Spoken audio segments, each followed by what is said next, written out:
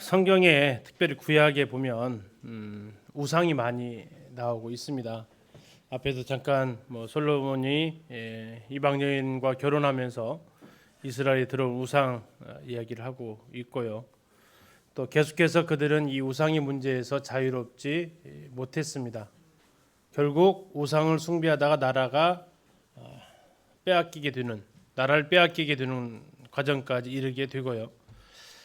바벨론 70년 이후에 그들의 삶에서 가장 큰 차이점이 있다면 그들은 더 이상 우상을 섬기지는 않습니다. 그러나 하나님을 제대로 섬기지 않았다라는 것이 또 하나의 문제점으로 말라기에서 제시를 하고 있습니다. 그러나 어쨌든 70년간 그들이 배운 것 중에 가장 중요한 교훈이 있다면 우상은 아무것도 아니다. 사람이 만들었을 뿐이다. 그래서 이제 그 우상에 대해서 한 번은 저도 좀 정리를 좀 해야 될 것 같고, 또 성경 탐색을 하면서 이 우상이 자꾸 곳곳에서 등장하기 때문에 한 번은 정리를 좀 해야 될 것 같아서 어떤 자료가 있을까 이렇게 좀 모아봤더니 책이 한 권이 있었습니다. CLC 기독교 문서 선교에서 이제 우리나라 분이시더라고요. 한민수라는 박사님께서 고대 근동과 성경의 우상이라는 책을 쓰셔서 그 내용 중심으로 또 제가 이제 여기저기 또 자료 더 추가해서 내용들을 좀 살펴보도록 하겠습니다. 이 책에서는 총 10장에 걸쳐서 우상에 대해서 다루고 있습니다. 고대 근동의 우상과 신들, 우상이란 무엇인가, 우상에 대한 정의, 우상 숭배 금지 명령, 우상과 사사기, 또 우상과 십계명, 구약의 우상들이 얼마나 종류가 많은지 6장이 좀 내용이 많습니다. 그래서 우상과 나무, 또 우상 숭배자는 어떤 행위를 하고 우상 숭배와 땅, 그다음에 우상과 주의 평가 이렇게 되어져 있습니다. 전에 창세기 할 때 혹시 기억나시나 모르겠습니다. 이 모든 우상의 출발점이 있습니다. 그 땅은 바벨론 땅이었고요. 대표적인 사람이 누굽니까? 니므롯이었습니다. 그리고 그의 아내가 이름이 성경에는 나와 있지 않습니다만 유대인들 종교 대박기와 사전에는 그 이름이 등장하고 있습니다. 세미라미스였습니다. 거기에서부터 모든 우상은 출발을 합니다. 그 근원이 바로 바벨론 땅이었고 고대 근동이었습니다. 근동이라는 얘기는 동쪽에 가까운 동쪽이라는 뜻이죠. 가까운 동쪽. 그래서 그 기준 자체가 그리스 로마를 바탕으로 하고 있기 때문에 거기서 가까운 동쪽이 바로 이스라엘. 우리는 또 이쪽 이란 이라크를 갖다가 근동이라고 하지 않죠. 뭐라고 그러죠? 중동이라고 합니다. 중동. 우리가 기준이기 때문에 그래요. 우리가 기준으로 봤을 때 아시아를 갔을 때 그 가운데에 있다. 우리나라는 외국에서는 극동이라고 합니다. 어디서 봐서 극동인가라는 거죠. 바로 그 기준점이 이제 중요한 거죠. 여기서 이제 근동이라는 것은 바로 성경의 땅이라는 얘기입니다. 자, 잘 아시는 대로 니므롯과 세미라미스에 의해서 바벨탑을 지었다라는 그 니므롯, 그가 바벨탑의 실패에 대한 책임을 묻고 그는 죽임을 당하고, 세미라미스는 그의 시신을 조각을 내 가지고 이 억울함을 사람들한테 호소를 합니다. 자, 그런데 이제 문제가 뭡니까? 남편이 죽었는데 아이가 태어난 거죠. 그가 누굽니까? 그게 바로 이제 담무스입니다. 남편이 죽었는데 아이가 어떻게 태어납니까? 변명할 거리가 있어야겠죠. 그 변명을 뭐라고 합니까? 내 남편이 신이 되었고 태양신이 되었고 그 남편이 찾아와서 아이로 환생했다라고 이야기를 합니다. 그래서 담무스는 환생한 남편이 되는 거죠. 그래서 담무스가 크니까 세미라미스는 또 기이한 짓을 합니다. 뭐 합니까? 담무스와 결혼을 합니다. 그러면서 담무스가 처음에는 자기 아들이었잖아요. 근데 이제는 뭐가 된 겁니까? 남편이 된 거죠. 자, 그러면 이 세미라미스는 그렇게 되면서 두 가지의 신분을 얻게 됩니다. 하나는 뭡니까? 엄마신입니다. 엄마신. 또 하나는요, 황후입니다. 황후. 하늘 여왕입니다. 이 에스겔서에서 이제 등장하고 있는 내용이죠. 하늘 황후에게 성전에서 사람들이 떡을 구워드리려고 하고 있다. 이게 에스겔에서 책망하고 있는 내용이고, 담무스를 위해서 애곡하고 있다라고 하는 게 또 거기에서 책망하고 있는 내용입니다. 왜 단무스를 내고 갑니까? 단무스가 이른 나이에 죽거든요. 40살 정도 살았다고 합니다. 그래서 이제 이게 나중에 기독교하고 국교 되어져 가는 과정 속에서 사순절이라고 들어보셨죠? 그것이 이제 예수님 죽음 앞두고 사순절 기념하지만 그 근원은 단무스의 죽음입니다. 결국 이게 기독교고 이런 것들이 지금 짬뽕이 되어져서 우리가 지금 지키고 있는데, 그래서 그런 것을 알게 되는 교회들은 하나씩 내려놓고 있죠. 크리스마스도 잘 아시지 않습니까? 그런 것도 내려놓게 되고, 그래서 이러한 모든 것들이 이제 기독교가 국교화되면서 다른 종교들이 다 이렇게 뭐라도 이렇게 그 혜택이라고 할까요? 절충하면서 들어오는 것들인데, 자, 그런 모든 바탕이 되어지는 종교가 바로 성경에 나와 있는 그런 우상의 일들이다 이거죠. 그렇게 되면서 단무스를 나오면서 모자 신앙 사상이 곳곳으로 펼쳐집니다. 그리고 세계 곳곳에 가도 바로 그 모자 신앙, 아이를 안고 있는 엄마, 그것이 이제 신약에 가면 마리아와 예수님까지도 확대되어져서 마리아 숭배 사상까지 확전되어져 가게 됩니다. 자, 그 모든 바탕이 바로 니무롯과 세미라미스에 등장하는 여기서부터 출발을 하게 되고, 자, 이제 그런 것들의 바탕이 되어져서 가기 때문에, 자, 이제 살펴보겠지만 우상의 이런 스토리가 비슷한 게 많습니다. 그리고 옮겨갑니다. 바벨론 이후에 인구가 퍼져가면서 옮겨가면서 같은 신인데 이름이 다르게 부르는 이런 신들도 여기가 등장하게 됩니다. 자, 그러면 이제 조금씩 한번 살펴보면서 우상에 대해서 좀 정리를 좀 하도록 하겠습니다. 자, 수메르는 아까 말씀드린 그 바벨론 땅이죠. 자, 고대 근동의 신들의 특징을 학자들이 연구를 해보니까 이렇게 공통점들을 찾아낼 수 있었습니다. 첫 번째, 신의 존재가 없어지거나 새롭게 만들어지더라라는 겁니다. 당연하죠. 우상이라는 것 자체가 실제하지 않기 때문에 나라와 나라끼리 전쟁을 해가지고 그 민족이 그 부족이 없어졌어요. 그러면 뭣도 같이 없어져요? 그 신도 없어지는 겁니다. 근데 승리하면요, 신도 생성되는 거죠. 그렇게 하면서 없어지거나 만들어지더라. 두 번째, 신은 존재하나 사람들에게 버려져 유명무실하게 되기도 하더라. 안 찾으면 이제 그 신은 더 이상 힘이 없는 겁니다. 신이 만약 있었다면 가만 놔두지 않겠죠. 그런데 이 신은 원래 없는 것이기 때문에 아무런 영향력 행사하지 못하죠. 세 번째, 신의 역할은 동일하지만 이름이 바뀌는 경우가 많았다. 사람들이 이동하면서 비너스하고 이쪽에는 아세라하고 이게 그 동일한 그런 인물들 이렇게 등장합니다. 네 번째, 국가와 도시의 주신, 메인 신입니다. 주신들이 그 역할을 상실해서 변두리 신으로 전락합니다. 또는 변두리 신이 국가가 성장하면 도시를 관장하는 주요 수호신이 되기도 합니다. 이게 이제 대표적으로 바벨론에서 마르둑이라는 신이 있었고, 바벨론이 멸망할 때 벨사살 왕의 아버지였던 나보니두스는 그 마르둑 숭배를 거절합니다. 그래서 신은 달신을 숭배하는 그 달신을 숭배하는 거죠. 그것 때문에 이제 바벨론 사이에서 마찰이 국민들하고 있었고, 이 우상 관련되어져서 이렇게 이게 메인 신이냐 변두리 신이냐 이 싸움, 누구를 주신으로 삼을 거냐 이 싸움들이 있으면서 이따 잠시 보겠지만 그 왕이 살아 있을 때 또는 죽을 때 그 비석 같은 걸 만들어요. 그러면 그 비석에 그 왕이 살아 있을 때 섬겼던 신들을 새겨놔요. 근데 그 신들이 다 또 달라요. 그 중요하게 섬겼던 신은 4개, 5개씩 있는데 제일 앞에다가 이 사람이 제일 중요하게 섬겼던 신을 새겨놓는데 그게 또 달라지더라 이거죠. 수메르의 그 신들의 이름이 이렇게 나와 있습니다. 수메르의 신이 바벨론으로 가면 이름이 바뀌었다라는 예요. 이제 좀 들어보신 이름이 뭐가 좀 있으신가 모르겠습니다. 혹시 뭐 들어보셨어요? 보셔서 이슈타르 들어보셨죠? 에스더입니다. 에스더. 자, 별이라는 뜻이죠. 또 그것이 이난나라는 수메르에서는 같은 신인데 이름이 달라졌다는 얘기예요. 자, 단무즈라는 신 아까 얘기했습니다.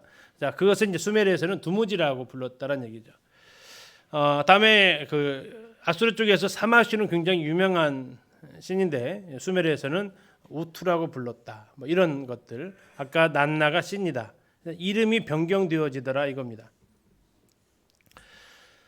이건 이제 자료에 없는 건데요. 이번에 그 영국에 가가지고 영국 박물관에서 찍은 사진입니다. 자, 여호수아 24장 2절에 이렇게 나와 있습니다. 여호와께서 이같이 말씀하시기를 옛적에 너희 조상들 곧 아브라함의 아버지 데라가 강 저쪽에 거주하여, 강 저쪽이 어디입니까? 무슨 강이죠? 강이 유브라데 강입니다. 유브라데 강 저쪽, 다시 말하면 메소포타미아 땅이라는 얘기입니다. 거기에서 다른 신들을 섬겼으나 내가 너희 조상 아브라함을 강 저쪽에서 이끌어내어 가나안 온 땅에 두루 행하게 하고, 그래서 히브리 사람이라고 하죠. 강을 건너온 사람들. 자, 거기서 다른 신들을 섬겼다고 나오는데, 자, 우르 사망조의 그 벽돌이 발견이 됐습니다. 이게 대형 박물관에 나왔는데요.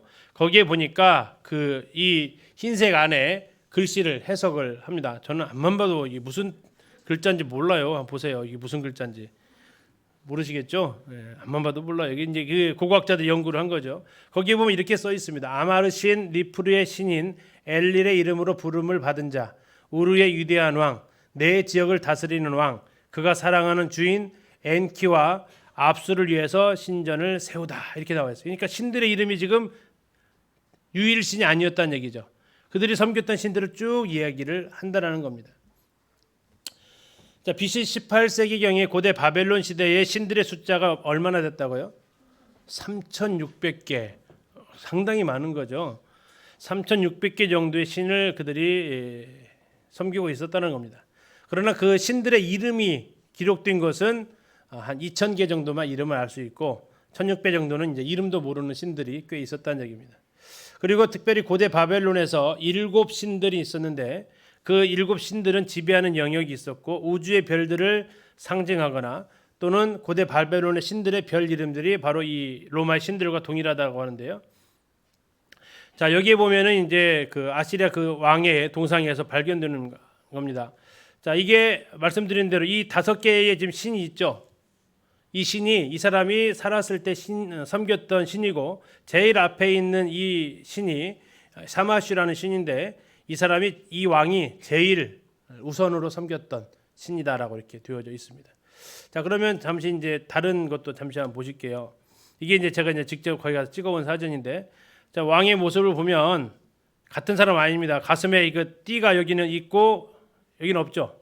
그래서 같은 사람 아닙니다. 근데 보시면 신을 섬기는데 모양이 비슷하죠. 여기는요. 자, 그러다 옆으로 또 가면 잘 안 보입니다. 자, 여기를 보면 이 신들의 이 순서가 바뀌어 있습니다. 이 사람들이 섬겼던 거에 따라서 신들이 우선순위가 주신과 변두리신이 바뀌고 있다는 얘기죠. 자, 고대 바벨론의 신들을 이렇게 이름을 쭉 보면 아까 그 왕의 비석에 비에 있었던 표시들이 있습니다. 지금 오른쪽에 그 표시를 제가 이제 그래서 가져왔는데요. 아까 야누 신, 하늘의 신, 다음에 엘릴, 다음에 이스타르, 난나 이런 신들의 이 마크가 있어서 이 마크를 보면 지금 이 신들이 무슨 신인지를 알 수 있다라는 겁니다. 이렇게 그 기호로 상징해서 알 수 있다라는 거고요. 자, 이것이 이제 로마로 가면 이름이 바뀝니다. 머큐리 뭐 이렇게 수성 이렇게 나와 있는데 이 그 신들의 이름을 딴 거죠. 금성을 로마로 표현하면 비너스, 이것이 수메르에서는 이스타르, 같은 신들의 이름이었다라는 겁니다. 마르둑, 바벨론에서는 마르둑입니다. 그런데 이 로마로 가면 주피터가 됩니다. 주피터. 예. 이렇게 이제 신들의 이름이 바뀌어서 등장을 하고 있고 이동하면서 등장하고 있다라는 얘기죠. 자, 고대 근동 신들의 특징을 좀 보면 인간에게 영향을 주는 자연 환경과 밀접한 연관성을 갖는다. 혹시 단군 신화 들어보셨습니까? 자, 단군이 이 땅에 내려올 때 새 신을 데리고 왔다라고 합니다. 혹시 기억나세요? 예, 우리 김영님 잘 아시죠? 자, 바람 다음에 비 다음에 예, 이 다 뭐와 관련되어 있는 거죠? 그렇죠? 그게 자연환경 농사와 관련되어져 있는 이스라엘 백성들이 섬겼던 신들도 그런 신들이에요. 판신, 농경신이에요. 자, 이렇게 되어지면서 자기가 먹고 살기 위해서 필요한 신들을 만들어 갔다라는 것을 알 수 있죠. 티그리스 강과 유프라테스 강을 끼고 있었던 그 고대 근동은 풍요와 기근, 건기와 우수, 홍수, 물을 다스리는 이러한 신들을 필요로 하게 되죠. 그 다음에 고대 신화는 인간의 창조물로 인간의 삶과 역사를 그대로 담고 있다. 신화들을 보면 그리스 로마 신화가 뭐 대표적입니다만 신들끼리 사랑합니다. 신들끼리 싸워요. 그리고 신들끼리 배반하고 음모를 꾸밉니다. 또 신들이 죽기도 하고요. 또 복수도 합니다. 이게 신인지 사람인지를 모릅니다. 그래서 거대 그리스 로마 신화가 보여주고 있는 대표적인 모습은 뭡니까? 인간은 신처럼 위대하다. 신은 인간처럼 세속적이다. 누가 신이고 누가 인간인지를 모르게 만들어 놓는 이런 모습이 바로 고대 신들의 모습이었다라는 거죠. 다번을 보시면 인간은 죽음의 공포를 가지기 때문에 부활을 소망했고 예수님 부활 그 이전 그 내용에도 이러한 내용들이 바로 이제 들어가 있다. 환생한다. 다시 이런 것들이 그들에게 있었다는 거죠. 이것은 인간의 하나님께서 전도서에 보니까 왜 이런 것들이 나타났어요? 하나님께서 인간에게 영원을 사모하는 마음을 주셨기 때문에 사람이 죽지 않고자 하는 그런 마음들을 가지고 있었고 그들은 하나님을 떠났지만 여전히 그런 마음들은 가지고 있어서 다른 것을 이렇게 만들어 보고 싶은 그런 소망들이 있었던 겁니다. 라본을 보시면 남자와 여자의 성을 가지고 있습니다. 그래서 남신과 여신이 있고요. 남신과 여신이 있다 보니까 사람이 만들다 보니까 사람 사이에서 일어나는 일들 아이 낳고 부모가 있고 형제가 있고 그런 계보를 가지게 되더라 이겁니다. 신들의 계보가 있습니다. 마치 사람처럼 정말 신을 낳습니다. 뭐 이렇게 사람처럼 낳는 게 아니라 때로는 뭐 배꼽에서 나오기도 하고 막 이런 신들이 생기는 거죠. 그래서 입으로 잡아먹고 죽으면서 그 다시 신이 막 퍼져나가고 뭐 그냥 듣기만 해도 참 이런 이야기들이 그 신화에 실제로 등장하고 있죠. 다음에 마번을 보면 근친 결혼이나 부모 살해 등 도덕성도 결여되어져 있는 이런 모습들이 이게 신 같지도 않은 신들의 모습이죠. 자 이제 이집트로 좀 가보겠습니다. 자, 저쪽 바벨론 이쪽에서는 무슨 신앙이 강했냐면 달신과 관련되어져 있는 그 신앙이 강했다면 이집트는 뭐와 관련된 태양, 뜨거운 나라죠. 이집트인들에게 태양은 너무나도 강한 신의 모습이었습니다. 근데 이 태양은 그들에게 좋은 거예요, 무서운 거예요? 무서운 거였습니다. 자, 토지를 비옥하게 하는 힘으로 생각되지 않았습니다. 왜냐하면 워낙 뜨거운 태양볕이었기 때문에 이 태양은 숭배의 대상, 이렇게 존경의 대상보다는 무서움의 대상이었어요. 무서워서 섬기는 게 바로 태양신이었죠. 전에 이제 그 한 형제님이 해줬던 것 중에서 좀 기억에 남는 게 이집트에 7년 흉년이 있었잖아요. 그죠? 7년 흉년의 원인이 뭡니까? 우리가 이제 잘못 가르칠 때 이렇게 가르친다는 거예요. 비가 안 왔다라고 이렇게 가르친대요. 거기는 원래 비가 안 오는 땅이에요. 그들이 흉년이 그렇다는 얘기는 나일강이 범람하지 않았다라는 것으로 말하는 게 더 맞다라고 얘기를 하시더라고요. 그냥 비는 저 위쪽에서 내려야 되는 거니까 원래 이집트 땅에는 비가 거의 안 오는 지역이라서 거기는 사막 같은 지역이고 그래서 비가 안 와서 흉년이 들었다라는 것은 지극히 우리식 사고고 가나안 땅에 있었던 사고지 그쪽 7년 흉년은 나일강이 범람을 해야 농사를 짓는데 그러지 않았다라고 이야기를 하죠. 그만큼 태양은 그쪽에서 강한 이미지를 가지고 있다라는 겁니다. 수메르나 바벨론에서는 하늘 신들에 의해서 선택되거나 임명된 사람이 왕이었습니다. 이게 신이 택한 사람이 왕이었어요. 근데 이집트는요 왕이 곧 신이었습니다. 살아있는 신입니다. 살아있는 신. 그래서 이 바로의 뜻이 뭡니까? 바로 태양의 아들입니다. 태양신의 아들. 그러니까 신의 아들이니까 신이죠. 자, 그러면서 이집트의 왕은 살아있는 동안 누구로 불렸다고요? 호루스로 불렸고 죽어서는 오시리스, 신으로 죽은 신, 살아있는 신으로 불렸다라고 나옵니다. 이집트 신화의 근간에 오시리스, 태양신 라 이런 것들 전부 다 여기에서 나온 거고요. 말씀드렸는데 신들은 계보가 있다라고 되어 있습니다. 제일 높은 아버지 신이 바로 눈입니다. 눈. 신들의 아버지라는 신이고요. 그 밑에 이제 눈의 아들이는 라, 태양신 라입니다. 매의 머리를 한 거. 이따 사진으로 한 번씩 확인을 해보실 거고요. 오시리스는 가족 관계를 보시면 돼요. 되게 복잡합니다. 이시스, 세트신, 다음에 호루스신, 하토르, 아누비스 이것 좀 한 번씩 정도는 들어보셨을 그런 신들입니다. 뭐 이것을 다 하나씩 설명하기는 좀 그러니까 내용을 가져서 궁금하신 대로 한번 보시고 성경 읽으시다가 내용 나오면 한번 찾아보시면 됩니다. 파란색 글씨로만 된 것만 좀 보시면 오시리스의 가장 큰 특징 중에 하나는 부활한 신이다라는 겁니다. 부활한 신. 그다음에 호루스. 나중에 이제 이 호루스는 그 사자의 서라는 것이 있습니다. 사자의 서. 거기에 보면 영혼의 무게를 재는 그 역할을 호루스가 합니다. 다음에 아누비스는 심장의 무게 달기를 검사하는, 나중에 사자의 서도 한번 같이 볼 겁니다. 자, 이렇게 하면서 이집트 신들이 또 계보가 되어져 있는데 이 이집트 신들은 출애굽과 관련되어져서 우리에게 익숙한 신들이죠. 자, 이제 동쪽과 서쪽에 했으니까 이제 위로 올라가면 히타이트 족속이 있습니다. 헷 족속이라고 합니다. 자, 여기는 바벨론의 영향을 많이 받았습니다. 그래서 히타이트는 왕이 살았을 때는 신으로 숭배하지는 않습니다. 이집트처럼 숭배하지는 않는데 죽었을 때 왕이 신이 된다라고 이렇게 믿었다고 합니다. 히타이트에서 제일 유명한 신은 폭풍의 신입니다. 히타이트 신화에 있어서 서부 셈족, 이건 가나안 사람들입니다. 셈족이 기원을 가진 그 신들, 또 그의 아내 아세라, 폭풍의 신 바알, 이것은 나중에 어디다 영향을 줬다고요?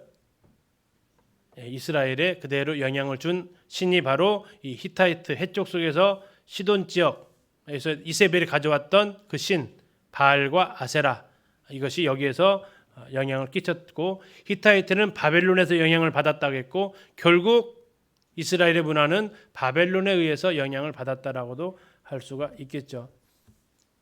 자, 우상이란 무엇인가? 우상의 정의를 잠시 보도록 하겠습니다. 자, 같이 한번 읽어보시겠습니다. 시작. 우상이란 하나님의 자리에 하나님을 대신하는 모든 것이다.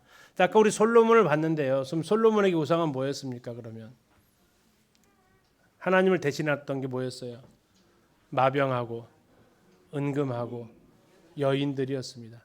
이게 결국 그의 우상이었던 거고, 그의 모습은 그냥 그렇게 하면서 우상을 신전을 세우는 것으로 표출되어진 거죠. 마르틴 루터는 이렇게 얘기합니다. 당신의 마음이 매달리고 의지하는 것이 무엇이든지 바로 그것이 당신의 하나님이다. 티모시 켈러는 이렇게 얘기합니다. 하나님보다 더 중요한 것, 우리의 마음과 공상의 세계를 하나님보다 더 많이 차지하고 있는 것, 하나님이 줄 수 있는 것을 주려고 하는 것, 그것이 바로 우상이다. 인간의 마음은 뭐라고요? 우상을 만드는 공장이다. 지금도 끊임없이 우상은 생성되어지고 사라지고 생성되어지고 사라지고. 카일 아이들먼이 거짓 신들의 전장에서 밝힌 우상에 대한 부분입니다. 우상 숭배는 많은 죄 가운데 하나가 아니다. 그것은 다른 모든 죄를 낳는 큰 죄이다. 우상 숭배는 하나의 문제가 아니라 그것은 우상 숭배는 우리가 가진 모든 문제의 본질이다. 10계명 중에 1계명이 그래서 너는 나 위에 다른 신을 내게 두지 말라. 이게 바로 이제 하나님과 우리 사이에 끼어들어오는 모든 것이 다 뭐라고요? 우상이라는 것입니다. 오늘날 우리들에게 우상은 뭡니까? 아마 상당수가 휴대폰이 우상이 될 수도 있고요. 또 상당수가 내가 가지고 있는 것들, 내가 의지하고 있는, 나도 모르게 내 마음이 기울어지고 있는 것들, 이런 것들이 우리들의 우상의 모습으로 등장합니다. 그리고 그 우상은 드디어 이제 눈에 보이게 창조되어집니다. 우상은 사람의 손으로 만들어진 형상입니다. 왜 만듭니까? 섬기기 위해서 만드는 거죠. 신의 형상들은 다 우상을 가지고 있습니다. 그래서 우상에 절하고 섬기는 행위가 바로 우상 숭배라고 성경 곳곳에서 이야기를 하고 있습니다. 우상은 무감각합니다. 눈은 있는데 뭐 하지 못한다고요? 귀는 있어도, 입이 있어도, 근데 하나님은요, 눈이 안 보여도 다 보시죠. 귀가 안 보여도 다 듣고 계시고, 입이 안 보여도 다 말씀하시는 분이십니다. 이게 우상과 하나님과의 정반대되어지는, 있어도 못 보는, 있어도 말하지 못하는 게 아니라 우리 눈에 보이지 않지만 다 보고 계시고 다 듣고 계시고 다 알고 계시고 이게 하나님의 모습인데 우상들은 전부 다 갖추고 있는 것 같지만 하나도 할 수 없는 게 우상이죠. 세 번째로 우상은 인간을 위해서 인간이 만듭니다. 왜 만드냐면 첫째는 두려움으로부터 벗어나고 싶어서 인간의 힘으로 이겨낼 수 없는 것들 있죠. 뭐 여름에 우리 같은 경우에 태풍 이거 이겨낼 수 없을 때 무엇인가 기대고 싶을 때 우상을 만들어내는 겁니다. 그래서 만들어진 신이 구약에서 바알 신이 만들어지는 겁니다. 폭풍의 신이 만들어지는 거죠. 포세이돈이 만들어지는 겁니다. 항해하는 신들이 바다 가면 용왕님이 나오는 겁니다. 왜? 그 두려움에서 자기를 건져주기를, 그 공포에서 자기를 살려주기를 부하는 겁니다. 두 번째 우상을 만드는 이유는 반대쪽으로 복을 받기 위한 것입니다. 무엇인가 그를 통해서 얻고자 하는 게 있다라는 겁니다. 하나는 다시 말하면 두 가지죠. 그러니까 하나는 나를 좀 지켜달라는 겁니다. 재해로부터 나를 좀 보호해달라는 의미가 있고 또 하나는 뭐 또 있다고요? 뭔가 나를 위해서 해달라는 겁니다. 이 두 가지 다 인간들을 위한 것에서 출발을 하는 거죠. 자, 우상은 재료들이 있습니다. 주 재료가 뭡니까? 저 중에 주 재료가 뭐예요? 주로 만드는 거. 네, 돌, 나무, 흙. 그리고 돈 좀 있으면 권력가들이 만드는 것은 앞에 거. 서민들은 뒤에 거. 보석이 좀 뒤에 있어서 안 그런데 보석 앞으로 가야죠. 자, 있는 사람들은 조금 더 값진 것으로 만들고 없는 사람들은 쉽게 얻을 수 있는 것을 가지고 만드는 것 뿐입니다. 그래서 성경에 나와 있는 우상들을 보면 주조된 거 있죠. 주조된 거 뭡니까? 틀을 만들고 거기에다가 녹여가지고 부어서 틀을 깨면 하나의 상이 나옵니다. 그렇게 되어지는 것이 바알, 송아지 형상. 그래서 저기 출애굽기에서 아론이 뭐라고 그래요? 예, 던졌더니 나온다고 했죠. 불에 던졌더니 이게 뭡니까? 녹여가지고 부어서 깼더니 나왔다라는 얘기를 그렇게 지금 표현을 한 거죠. 다음에 드라빔 하면 누구죠? 라헬이죠. 드라빔은 부족신, 가족신입니다. 휴대용이에요. 휴대용. 작은 겁니다. 들고 다닐 수 있는 거죠. 자, 이 흙으로 빚어진 드라빔, 다음에 나무를 깎아서 만든 아세라, 이것도 휴대용도 있고 큰 것도 있습니다. 자, 이렇게 여러 가지 재료로 만들어지고 있고요. 또 만드는 방법도 다양한데 부어서 만든 아까 했던 주조하는 겁니다. 다음에 새겨서 만든 게 있고 조각해서 만드는 것도 있습니다. 새겨서 만든 것과 조각한 건 뭐가 다르죠? 예, 새겨서 만들었다는 얘기는 미술 시간에 배우셨던 부조입니다. 부조. 한쪽 면만 파는 겁니다. 이 나무 판에다 한쪽 면을 이렇게 새기는 거고요. 조각했다는 것은요, 환조죠. 입체로 만드는 겁니다. 그렇게 해서 갖고 다니는 이런 다양한 방법으로 우상을 제조하는 거죠. 참 신을 만들기 쉽죠. 자, 그렇게 하면서 그들이 이 신을 휴대하거나 또 집이나 이런 곳에다가 안치하거나 그렇게 하면서 자기를 위해서 재앙으로부터 지켜주십시오, 나에게 복을 주십시오 하는 그런 형태로 되어집니다. 그래서 하나님께서는 이 우상 숭배를 하나님께 악행한다라고 얘기하십니다. 하나님 말씀하십니다. 여호와께서는 다른 신은 다 헛것이다. 저 예레미야 가면 천지를 창조하지 않은 신들은 다 망한다라고 이야기를 하고 있습니다. 이스라엘 민족의 첫 번째 우상 숭배는 출애굽한 이후에 뭐였어요? 금송아지 형상이었습니다. 그런데 그들이 왜 금송아지를 만들었을까요? 애굽에서 보고 배운 게 그거죠. 아토스라는 신이 바로 이 송아지 신입니다. 하나님이 이스라엘의 우상 숭배를 강하게 비판하십니다. 또 우상 숭배는 하나님을 거절하고 배교하며 받아들일 수 없는 죄악입니다. 우상은 제사드리는 의식에서 이제 도덕적 타락을 가져오는데 이방 우상 신들의 축제 중에 하나의 요소가 바로 음행과 매춘행위가 동반되었다라는 것입니다. 하나님께서는 우리에게 거룩한 삶을, 특히 우리의 몸을 거룩하라고 얘기하십니다. 그런데 이 우상 숭배는 이 몸에 대해서 아주 마음껏 죄의 도구로 사용되어지고 있습니다. 근친상간도 동성애도 수음도 다 가능하게 만드는 것이 바로 우상의 제사입니다. 그래서 이 고대 근동의 제엔 음행이 동반되었고 여기에서 하는 성매매는 합법적인 것으로 인정을 받고, 그래서 성창이라는 거룩한 창녀라는 창기 이것 자체를 굉장히 중요하게 하는, 신약 성경에서 대표적인 도시를 꼽으라면 고린도죠. 고린도에는 아프로디테 신전의 1000명의 여사제들이 밤낮을 가리지 않고 그러한 성적 타락을 일삼는 것들이 이제 문헌에도까지 기록되어져 있습니다. 이게 전부 다 신의 의식 속에 했었기 때문에 전혀 정죄를 받지 않습니다. 자, 이런 일들이 이제 우상이 가져오는 폐해였던 거고요. 그 다음에 우상은 하나님이 받을 예배, 경배, 영광을 가로챕니다. 오직 경배는 하나님께 드리라고 예수님께서 직접 말씀을 하셨죠. 그런데 죄에 빠진 인간은 하나님 대신에 우상을 만들고 자기를 위해서 우상에게 경배를 합니다.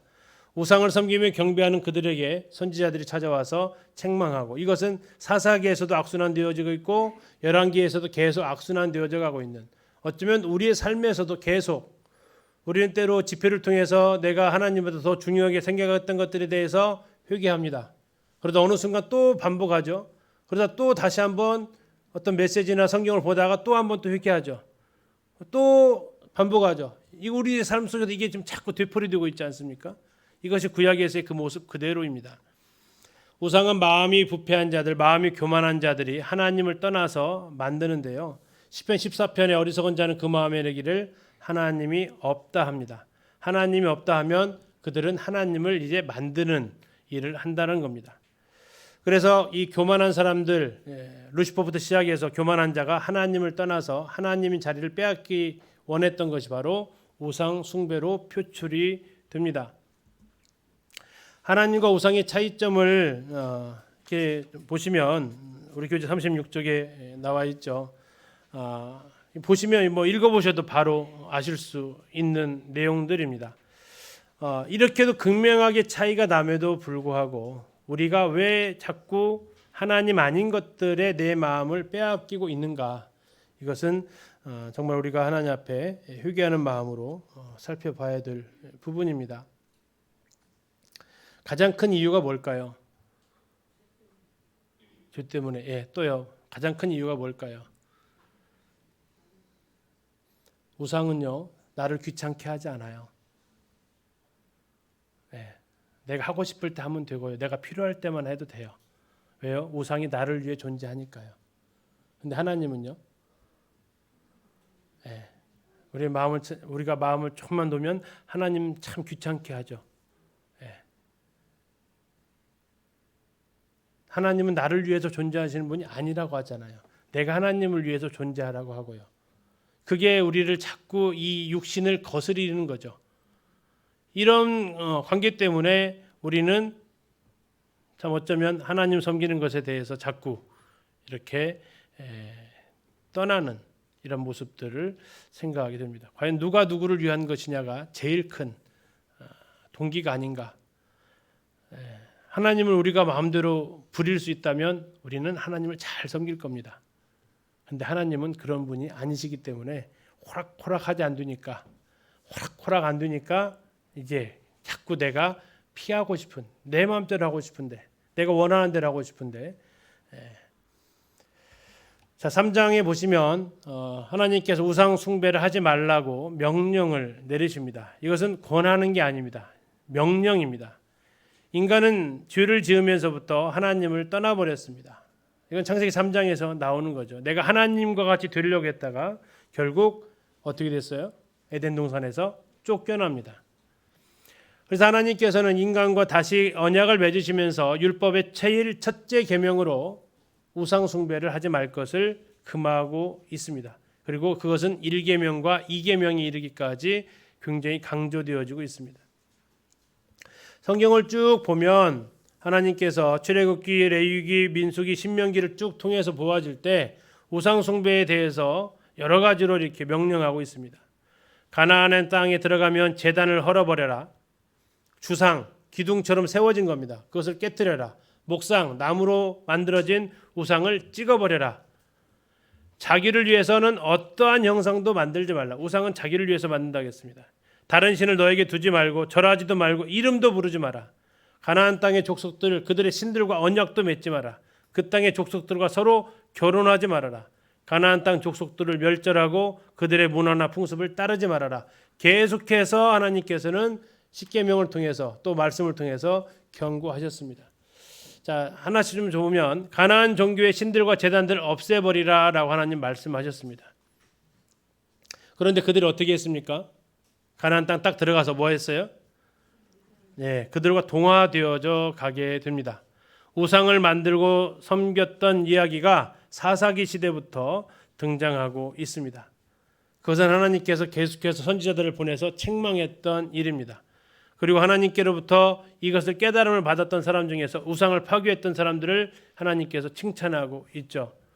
두 번째로 하나님께서는 가나안 족속과 그들의 신들과 언약을 맺지 말라고 하셨는데 하나님은 우리와 끊임없이 언약을 맺으셨습니다. 창조의 언약, 또 아담과 세우셨던 그 언약, 노아, 아브라함, 또 유월절, 또 시내산 율법, 또 성전 관련된 언약을 계속해서 하나님과 우리 사이에 맺기를 원하셨는데 이제 이 계약을 맺고 또 다른 쪽으로 또 뭐 한 거예요? 또 계약을 맺고 그러면 이게 무슨 죄가 돼요? 자, 쉽게 얘기하면 이 집을 팔기로 했는데 A 한 사람한테도 판다고 계약 맺고 B한테도 판다고 계약 맺으면요. 뭐 한 거예요? 이중 계약한 거죠. 그러면 뭐 하자는 거죠 이게? 사기친다라는 얘기죠. 예, 지금 내가 하나님도 섬기겠다고 했고 그런데 이게 보니까 이쪽이 좀 더 알 것 같아. 그래서 이쪽 우상도 좀 섬기고 자 이렇게 되면 어떻게 되죠? 박쥐 되죠 박쥐. 예, 어디에서도 받아줄 수 없는 계약은 그냥 끝나는 거죠.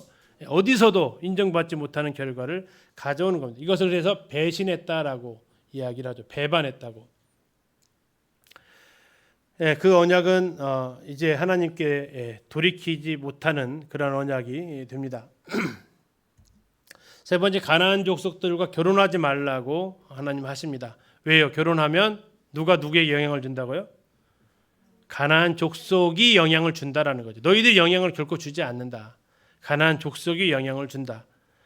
자, 대표적인 사람이 우리가 보셨던 대로 바로 솔로몬으로 시작을 합니다. 그리고 이방의